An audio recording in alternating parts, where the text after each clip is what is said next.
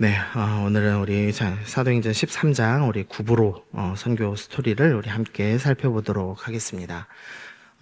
사도행전 우리가 함께 살펴보는데요. 이제 12장까지는 이제 예루살렘 교회 또 이제 베드로 중심의 이제 스토리가 진행됐다면 이제 13장부터는 우리가 본격적으로 사도 바울의 이제 행적을 따라서 이제 사도행전이 진행되게 될 것입니다. 이제 잠깐 이제 앞에 이제 그 사도 바울의 행적을 좀 살펴보면은요.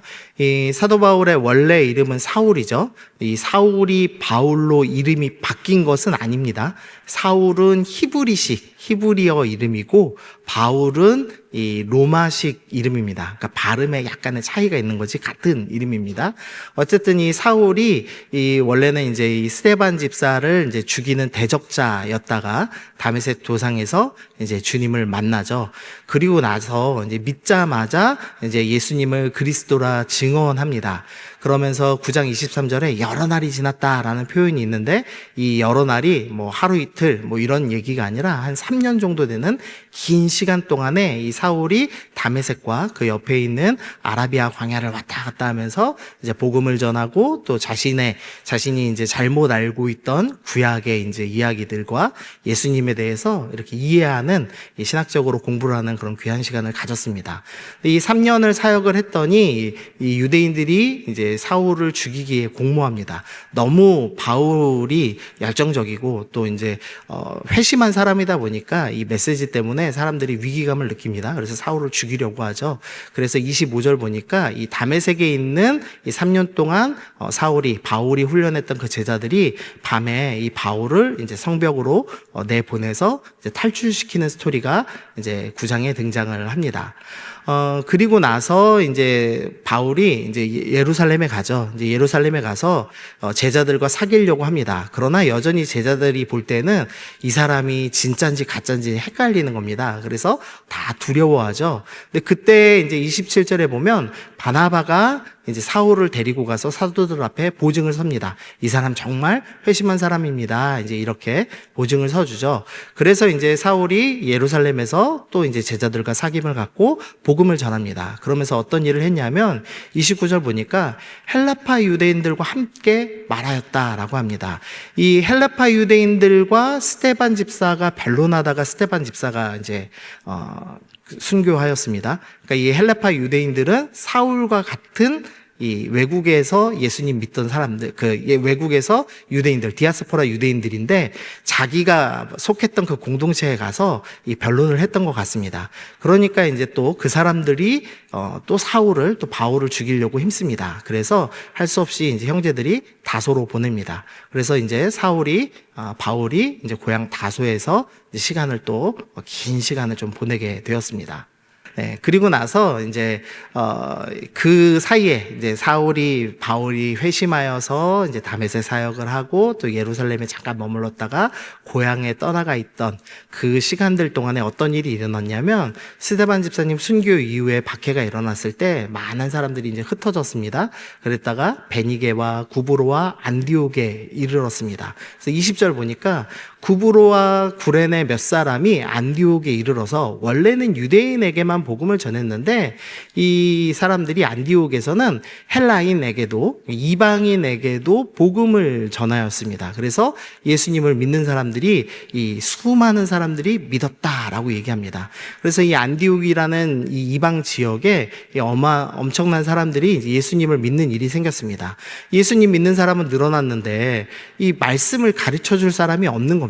그래서 예루살렘 교회가 이 소문을 들었습니다. 그래서 누구를 보내서 이 안디옥 교회를 섬길 것이냐를 두고 이 사도들이 고민하다가 지금은 이제 예루살렘 교회가 박해 중이죠. 그러니까 리더들이 다 떠날 수 없으니 우리 외국 문화에 익숙한 디아스포라 유대인 출신인 바나바를 보내자. 이래서 이제 바나바를 쉽게 말하면은 안디옥 교회 담임 목사님으로 이제 파송을 했습니다.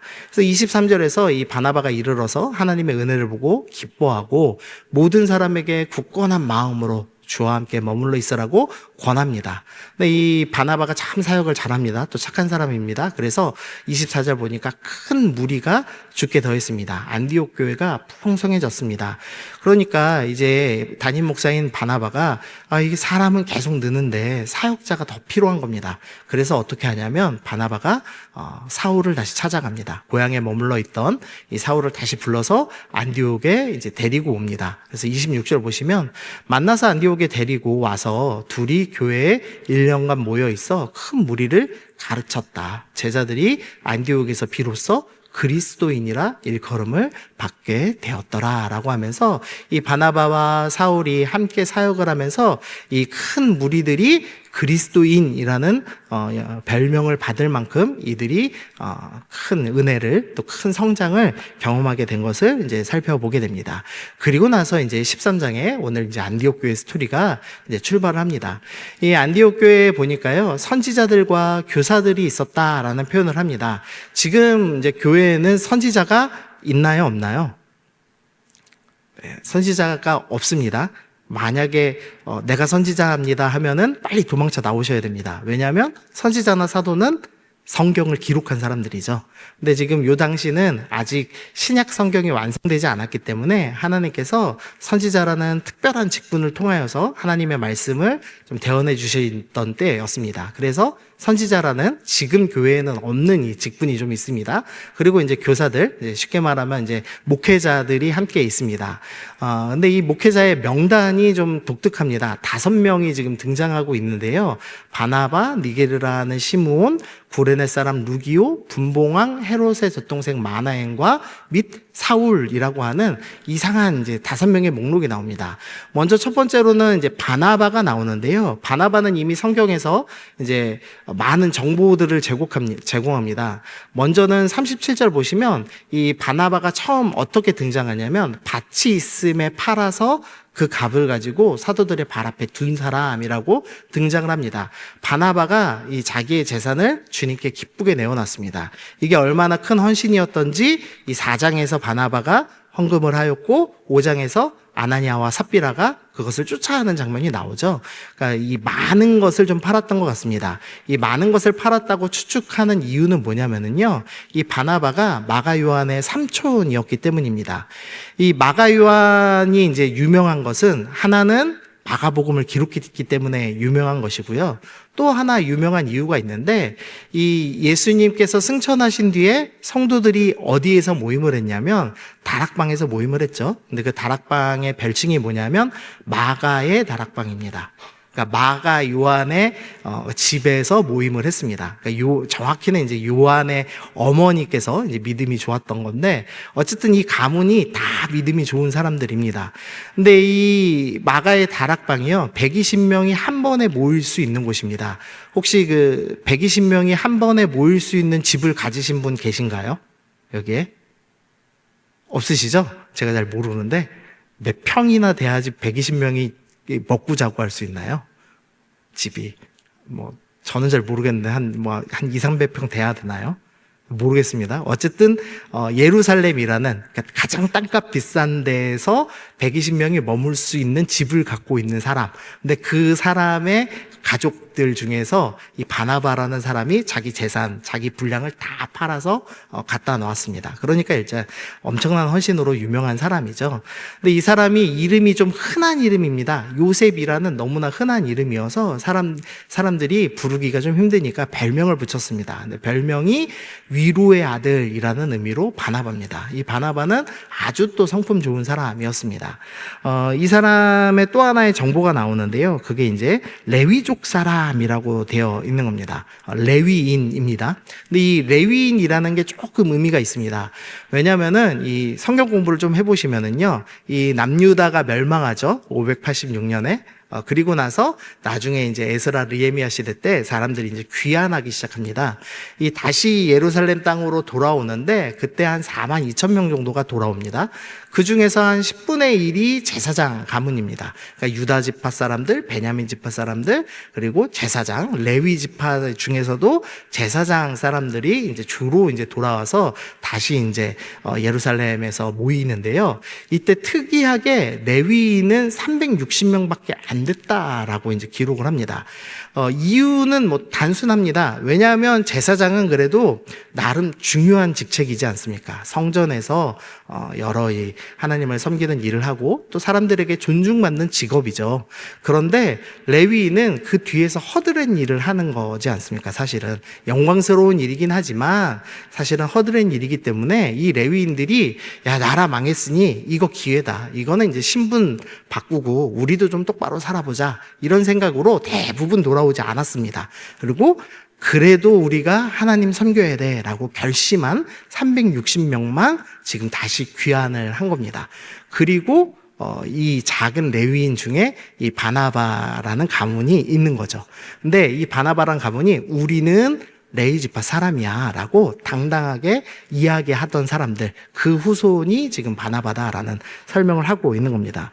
그러면 쉽게 말하면 좀 우스갯스럽게 좀 말하면 이 성전에서 화장실 청소하던 가문인데, 야, 우리는 성전 화장실 청소라는 귀한 임무를 맡았어. 우린 이거 포기할 수 없지 해갖고 돌아오고 500년 가까이 우리는 그런 거 하는 위대한 가문이야. 이렇게 자랑하던 가문 출신이다. 이런 겁니다.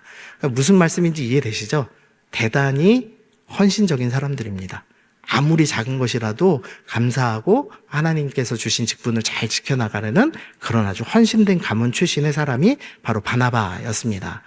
그리고 이제 니게르라는 시므온이 등장하는데요. 이 사람은 이제 니게르라는 말이 라틴어로 검은 자, 흑인을 지칭하는 말입니다. 이 간혹 뭐 책들 보면은 구레네 사람 시몬과 시몬이 시므온을 줄인 말이거든요. 그래서 이 구레네 사람 시므온을 일컫는 말이 아니냐, 그 사람과 같은 사람이 아니냐라고 이제 생각을 하는데 철자가 이제 분명히 다릅니다. 같은 누가가 기록한 책에서.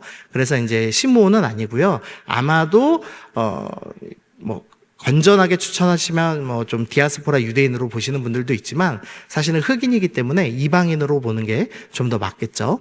그 다음에 또 안디옥 교회 리더 중에 하나는 구레네 사람 루기오입니다. 이제 이 사람은 이제 명확하게 디아스포라 유대인입니다. 아마도 이 사람은 이 사도행전 11장 20절에 구레네 사람 몇 사람이 안디옥에서 이방인에게 복음을 전했다라고 말씀을 했죠. 아마도 초창기부터 안디옥 교회를 세운 핵심 멤버가 아니겠느냐라고 추측을 하는 사람입니다. 그리고 이제 이 명단에 아주 독특한 이름입니다. 분봉왕 헤롯의 젖동생 마나엔입니다. 이 분봉왕 헤롯은 이 세례 요한을 죽였던 그 헤롯입니다. 근데 그 헤롯의 젖동생이라는 표현이 있는데 이 젖동생은 가족은 아니고요. 이제 아주 친한 친구입니다. 어렸을 때부터 같이 교육받았던 친구를 가리키거나 궁중 신화의 직함 중 하나로 이제 보통 사용되던 말이었습니다. 그러니까 이 마나엔이라는 사람은 적어도 귀족이고 아니면 그 헤롯 가문의 신하였을 수도 있는 아주 상류 계급의 사람이었습니다. 근데 이 사람이 세상 영화와 부귀를 다 포기하고 이제 복음의 길로 들어서서 안디옥 교회의 리더가 되었다라고 지금 이야기를 합니다. 그리고 마지막에 이제 사울이 있는 거죠. 가말리엘 출신의 이제 바리새인이면서 랍비, 말씀에 정통한 사람이었고 사실 이 사람은 가장 최악의 과거를 갖고 있죠. 스데반 집사님을 죽였던 대적자였습니다. 이 5사람이 지금 리더로 서 있습니다. 그러니까 안디옥 교회는 어떤 교회냐? 절대 함께 할 수 없는 사람, 믿음의 명문 가문인 사람도 있고 외국에서 신앙생활하던 사람도 있고 이방인도 있고 심지어는 헤롯 땅도 있고 심지어는 스데반 집사를 순교시켰던 사람도 있는데 이 사람들이 복음 안에서 다 하나 된 그런 교회입니다 라고 이야기를 하는 겁니다. 교회는 어떤 교회여야 되느냐? 교회는 편견과 차별이 없는 교회여야 한다라는 것을 이제 보여주고 있는 거죠. 좀 예민하게 한번 해볼까요? 제가 자주 하는 거지만, 자, 마음속으로 손 드십시오. 나는 민주당을 지지한다. 자, 나는 국민의힘을 지지한다. 마음속으로 이렇게 손 드실 수 있죠. 그러나 우리가 어떻게 해야 되죠?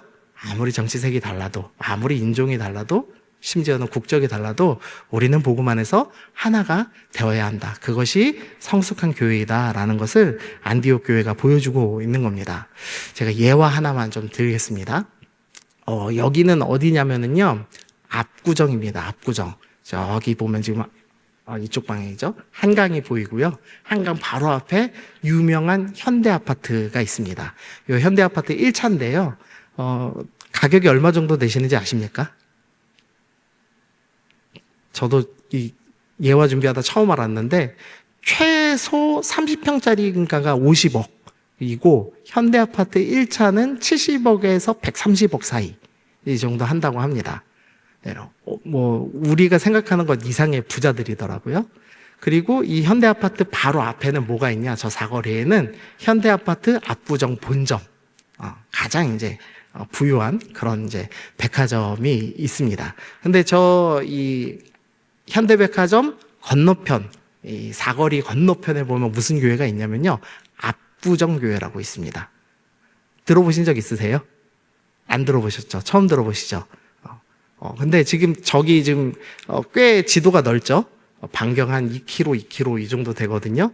저 안에 교회가 5개밖에 없습니다. 참고로 성석교회 2km, 2km 안에 교회가 몇 개 있는지 아세요? 제가 지도로 검색해 봤더니 60개 있습니다. 60개. 근데 저 넓은데 땅값이 너무 비싸니까 교회가 한 5개인가 밖에 없어요. 근데 그 중에서도 자체 건물을 갖고 있는 교회가 딱 3교회밖에 없습니다. 그게 하나는 요 밑에 있는 광림교회, 감리교회에서 제일 크다는 교회죠. 그다음 하나는 소망교회, 그리고 압구정교회입니다. 자, 압구정교회는 클까요? 작을까요? 압구정이라는 땅값 제일 비싼 데에서 자체 교회당을 갖고 있는 교회. 네, 교회가 클까요? 작을까요? 네? 스토리를 들어보니 작겠죠? 예. 네, 맞습니다. 작습니다. 한 요만합니다.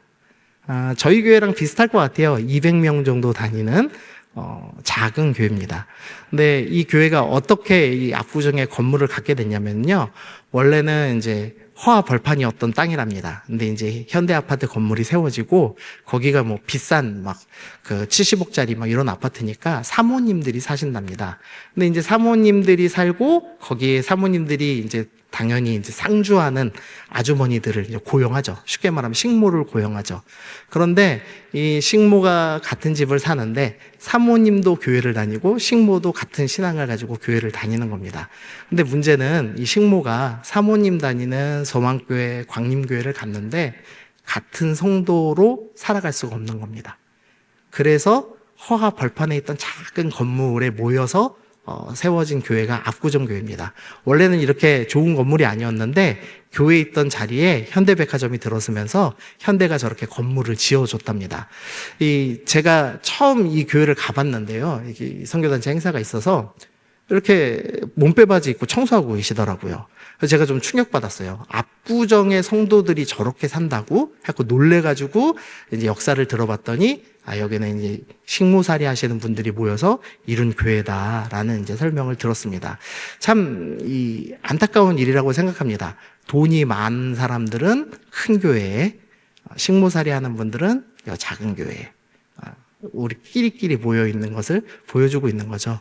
그런데 안디옥은 어떤 교회냐? 그런 것과 상관없이 다 모이는 공동체였다라고 이야기를 하고 있는 겁니다. 우리 교회는 어떤가요? 저는 여러분의 재산이 어느 정도인지 모르거든요. 보통 왜 우리 교회 누가 제일 부자다 이런 게 막 이렇게 솔솔 들어오거든요, 보통. 근데 아무도 얘기를 안 해주시더라고요. 밥을 지금 6개월째 지금 담임 목사님하고 우리 이민영 목사님하고 같이 먹는데 누가 부자인지 누가 가난한 사람인지 얘기를 안 해주셔서 도통 모르겠어요. 네. 여기 혹시 많이 부자도 계신가요? 많이 가난한 분도 계신가요? 우리 교회는 어떤 교회여야 되냐? 편견과 차별 없이 하나로 모이는 공동체여야 합니다. 아멘. 아멘. 네. 안디옥 교회는 바로 그런 본을 보이는 교회였습니다. 두 번째로 안디옥 교회는 간절한 공동체였습니다. 주를 섬겨 금식할 때 이제 성령께서 말씀하셔서 바나바와 사울을 이제 세우는 이제 장면이 나오는데요. 여기서 이제 주를 섬겨라는 단어는 제사장의 공적 예배를 드릴 때 사용하는 단어입니다. 이 공적 예배 때에 이 5명의 이 리더들이 금식을 이제 하고 있었습니다. 이 금식하는 건 보통 이제 어려운 일이 있어서 이제 행하는 거죠. 그런데 그런데 안디옥 교회는 지금 엄청나게 부흥하는 교회입니다. 큰 무리가 따르는 교회입니다. 그런데도 불구하고 이들은 늘 간절한 마음으로 금식하며 주님을 섬겼다라고 표현을 하고 있습니다.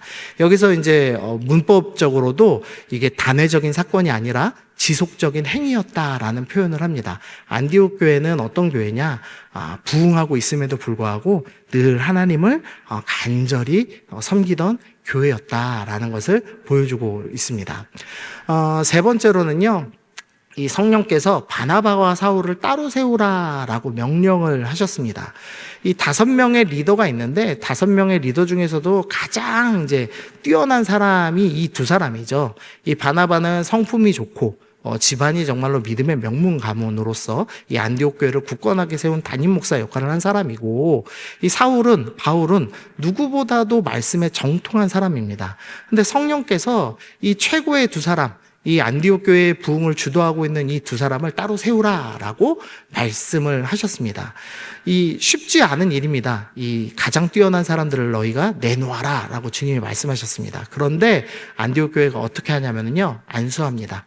나는 이제부터 바나바 선생님처럼 사울 선생님과 나를 동일시해서 이들을 섬기겠습니다라는 결단을 한 겁니다. 그리고서는 보내니라라고 되어 있습니다. 이거는 파송했다라는 단어가 아니고요, 놓아주었다라는 단어입니다. 그러니까 이제는 우리가 욕심부리지 않고 성령께서 이들을 사용하실 수 있도록 내가 오히려 보내고 섬기겠습니다라는 그런 귀한 결단을 내린 겁니다. 그래서 안디옥은 이제 이런 교회입니다. 편견이 없는 공동체이고 간절한 공동체이고 주님께서 말씀하시면 언제나 내어놓는 공동체였다라고 이야기합니다. 교회는 이런 교회가 되어야 한다라는 본을 보여주고 있습니다. 소원하기는 우리 성석교회가 이런 교회가 되었으면 좋겠습니다. 아멘. 네, 편견 없는 공동체, 정제적인 부유함과 상관없이, 국적과 상관없이, 나이와 상관없이, 어떤 정치색이 있냐와 상관없이 복음 안에서 하나가 되며 늘 간절하며 언제든지 주님께서 명령하시면 우리가 순종하며 내어놓을 수 있는 그런 귀한 공동체였으면 좋겠습니다. 주님께서 이 귀한 공동체를 이제 통해서 2사람을 세우시고 이제 주님께서 하고자 하시는 일을 보여주십니다. 그 첫 번째 사역이 이 구브로 선교였습니다. 이제 이 바나바와 바울 이 2사람이 성령께서 보내십니다. 이 모든 일을 성령께서 주관하고 계시죠. 그래서 이제 구브로라는 지역으로 인도를 하셨습니다. 이 구브로라는 섬은요, 이 지중해에 있는 가운데에 있는 매우 큰 섬입니다. 지금 여기 보시면 안디옥 교회가 있고요. 안디옥 교회에서 이 바나바의 고향이었던 구브로로 지금 이동을 합니다. 그러니까 성령께서 인도하시지만 뭐 뜬금없는 지역으로 인도하는 게 아니라 바나바와 이제 바울이 가장 사역하기 좋은 그런 지역으로 이제 하나님께서 인도를 하셨습니다. 그래서 이제 살라미에 이르러, 이 살라미라는 지역 키프로스의 한 섬에 이르렀습니다. 도시에. 그래서 하나님의 말씀을 유대인의 여러 회당에서 전합니다. 이 사도 바울 선교팀의 이 선교 방법이 나오는데요. 먼저는 대도시, 사람들이 많은 곳에 갑니다. 이 살라미라는 지역은 이전에 수도였던 지역이고 이후에 이제 바보라는 도시를 가는데, 이 바보라는 도시는 지금 수도입니다. 그러니까 옛 수도, 새 수도, 이 두 큰 대도시 중심으로 먼저 사역을 하고요. 도시에 가면 항상 어디를 가냐? 유대인들의 여러 회당에 가서 유대인들에게 먼저 말씀을 전하고, 그리고 이제 이방인에게 말씀 전하는 그런 이제 사역 방법을 취하는 것을 볼 수 있습니다. 어쨌든 이제 이 살라미에서 온 섬 가운데로 지나서 바보라는 도시에 쭉 이르면서 이제 사역을 한 것을 볼 수 있습니다. 한 줄로 간단하게 표현되어 있지만 사실은 안디옥에서 실루기아라는 항구에 가서 배를 타고 살람이라는 옛 수도에 도착해서 바보라는 새로운 수도까지 180km를 걸어가면서 지금 긴 여정을 이제 복음을 전했습니다. 그러면서 이제 누구를 만났냐면 총독 서기오 바울이라는 사람을 만났습니다. 이 총독 서기오 바울이 어떤 사람이냐? 먼저는 지혜 있는 사람이라고 이제 나와 있죠. 먼저는 총독이죠, 총독. 이 구브로라는 섬이 아까 딱 보셨을 때 커 보였나요? 작아 보였나요? 꽤 커 보이죠? 제주도의 5배입니다. 제주도의 5배, 서울의 15배. 그러니까 이 구브로, 키프로스라는 큰 섬의 총독은 권력이 클까요? 작을까요? 예, 우리가 생각하는 것보다 엄청 힘 있는 사람입니다, 지금. 엄청 힘있어서 이 서기오 바울이라는 사람은 먼저 구브로의 총독이었습니다. 거기에 이 사람은 지혜 있는 사람, 공부를 좀 꽤나 한 사람입니다. 거기다가 이 사람이 어떻게 하냐, 7절 후반절 보시면 바나바와 사울을 불러 하나님의 말씀을 듣고자 하더라. 이 사람은 진리에 대한 갈망이 있는 사람입니다. 그래서 바울과 바나바가 먼저 전도를 한 것이 아니라 거꾸로 이 총독이 먼저 바나바와 바울을 불렀다라고 얘기합니다. 그런데 이 사람의 좀 잘못된 행동이 있죠. 뭐냐면 거짓 선지자인 마술사, 그와 여전히 함께하고 있는 사람이다라고 이야기하는 겁니다. 총독이라는 권력도 있고 지혜도 있고 진리에 대한 갈망도 있는 사람이지만 동시에 마술사와 함께 있는 여전히 어리석은 자, 어둠과 함께하는 자다라는 것을 드러내고 있는 겁니다. 지금 이 바울 선교팀에 성령께서 말씀하시는 겁니다. 너희가 상대해야 될 사람은 어떤 사람이냐? 이런 사람이다. 세상에서 볼 때 너무 똑똑하고 잘났는데 이 미신적인 거 포기하지 못하는 어리석은 사람, 어둠과 함께하는 사람들이 이제 너희가 복음을 전해야 될 사람이다라는 것을 이제 드러내고 있는 거죠. 근데 이렇게 이제 총독과 대화를 하니까 이 같이 있던 마술사, 원래 이름은 바예수입니다. 그러니까 이 앞에 바는 누구의 아들이라는 뜻이에요. 그리고 뒤에 예수는 그 아버지 이름입니다. 그러니까 아버지 이름이 예수였습니다. 예수님과 관계없는 예수의 아들인 바예수라는 사람이 별명이 엘루마입니다. 현명하다라는 뜻의, 마술사라는 뜻의 별명을 갖고 있는 이 사람이 총독 서기오 바울과 바나바가 서로 대화하니까 예수님 믿으면 나를 이제 멀리할 텐데 생각을 해서 총독을 믿지 못하게 힘을 씁니다.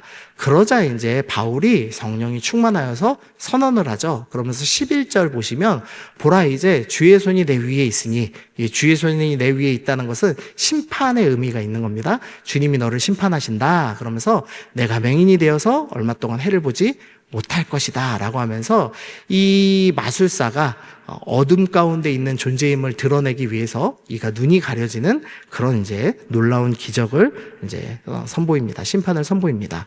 이 먼저 맹인되었던 사람이 한 명 있었죠. 누구였죠? 네, 바울이 바로 예수님을 만나고 어떻게 됐죠? 맹인이 되었습니다. 사도 바울이 지금 자기가 당했던 경험을 이 마술사가 똑같이 경험하게 하는 것을 지금 보고 있는 겁니다. 13장 11절 보면은요, 이 뒤에 이제 마술사가 눈이 안 보입니다. 그러니까 어떻게 하냐? 즉시 안개와 어둠이 그를 덮습니다. 이 사람이 영적으로 어둠의 상태입니다가 드러나죠. 그리고 나서 이 마술사가 뭘 하냐? 인도할 사람을 구한다라는 표현이 있습니다. 보통 여기서 이제 인도하다, 데리고 가다 이런 표현은 신약에서 아고라고 하는 이제 헬라어를 사용합니다. 67회나 쓰인 평범한 단어가 쓰였어야 정상입니다. 그런데 이 인도할이라는 단어는 독특한 단어가 쓰였습니다. 발음하기도 어렵습니다. 케이라고 게오라고 하는 딱 신약에 3번밖에 안 쓰인 단어입니다. 근데 이 3번 쓰인 것은 언제 쓰였냐? 바울이 맹인되었을 때, 인도함 받을 때, 그리고 바울이 자기가 예전에 인도함을 받았습니다라고 설명할 때, 그러니까 즉 바울에게 한 번, 그리고 오늘 마술사 바에수에게 한 번, 이렇게 2번 이제 2명에게만 사용된 단어입니다. 그러니까 바울이 지금 의도적으로 이야기하는 거죠. 이 사람이 나랑 똑같은 어둠 가운데 속한 맹인이었구나라는 것을 깨달은 겁니다. 그래서 의도적으로 나랑 같았어 라는 표현을 하려고 같은 독특한 단어로 손에 이끌렸다라는 표현을 하고 있는 거죠. 그러니까 이 바울팀이 내가 이전에 맹인이었는데 내가 이렇게 어둠에 사로잡힌 맹인과 같은 자들에게 빛 대신 주님을 전하는 역할을 하는 거구나라는 것을 깨달았습니다. 그래서 요 다음 13장 후반절에 나오는 비시디아 안디옥에 가서 이 바울이 설교를 하면서 주께서 이같이 우리에게 명하셨습니다. 우리 팀이 할 일이 무엇이냐? 이사야서 말씀에서 내가 너를 이방인의 빛으로 삼았다.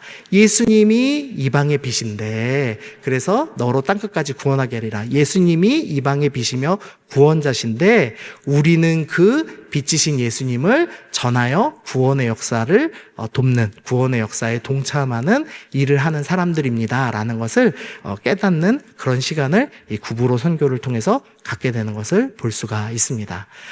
이 사역을 마치고요, 이 결국 13장 12절 우리 다시 한 번만 읽어보겠습니다. 시작. 이에 총독이 그렇게 된 것을 보고,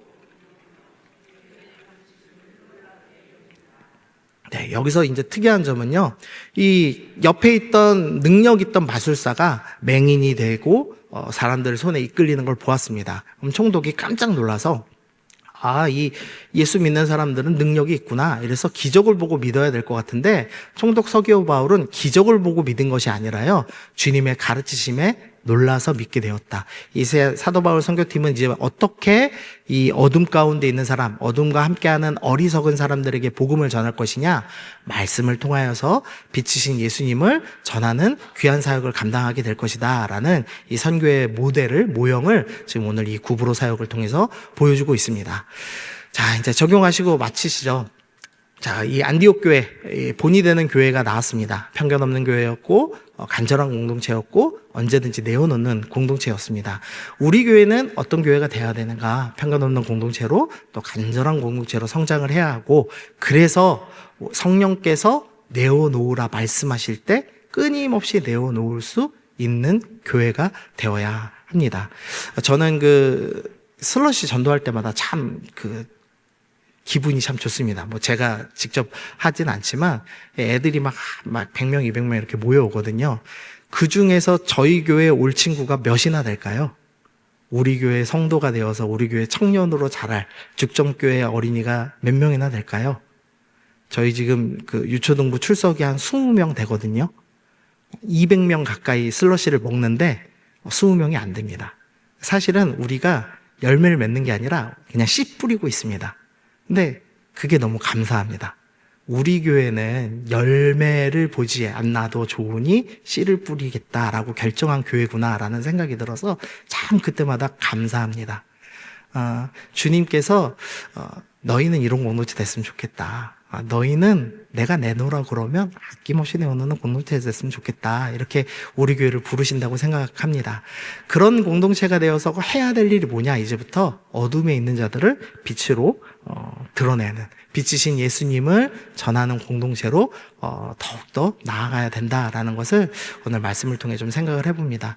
우리 좀 말씀을 좀 기억하시면서 혹시나 내 안에 교회 안에서 나와 다른 사람 때문에 좀 마음이 어렵다든지, 아니면 내가 교회는 나오지만 간절하지 못했다든지, 아니면 내어놓는 것이 너무 어려워서 버거워하고 있으시다면 하나님, 내가 안디옥 교회의 본을 보고 내어놓는 사람 되고 싶습니다. 움켜진 것을 놓는 사람이 되고 싶습니다. 우리 교회가 그런 교회 되게 해주십시오. 그래서 그런 교회 되어서 우리가 진짜 해야 될 일, 빛이신 예수님을 전하는 그 일을 감당하고 돕고 뒤에서 또한 기도하며 섬기는 그런 귀한 교회, 선교하는 교회 되기를 소원합니다. 오늘 그렇게 기도하시면서 함께 주님 앞에 나아가도록 하겠습니다.